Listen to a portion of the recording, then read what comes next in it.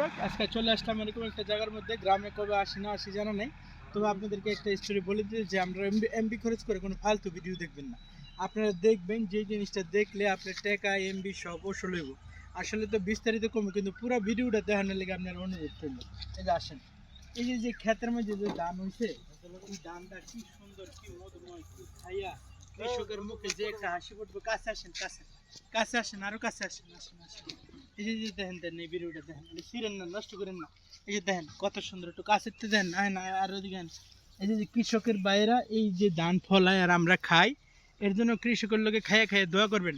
আলতু ফালতু ভিডিও কিরে কিরে কি মধু মধু, এটি বাদ দেওয়া কৃষকের লাইফে চলে আসেন। এত সুন্দর এই ভিডিওটা করতেছি যে কৃষকের এই যে হাসি মুখ দেখবো যখন ধানগুলি সুন্দর করে ফলাইবো। কিন্তু আপনাদেরকে একটা অনুরোধ, এই ভিডিওটা আপনারা নিজেরাও দেখবেন আর এটা শেয়ার করে দিবেন। শেয়ার করলে তো আর টাকা পয়সা কোনো খরচ হইতে নইব নি।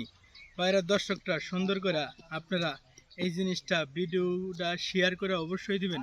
আমি ভাইরাল হইতে চাই, আর ভাইরাল হয়ে যে কিরে তরমুজ বিভিন্ন রকমের খারাপ ভিডিও দিয়া এরকমভাবে ভাইরাল হইতে চাই না। আমি কৃষকের ধানের ক্ষেত ফসল যে বিভিন্ন রকমের, এলাকাটা কত সুন্দর একটু দেখেন না আপনারা, অনেক সুন্দর।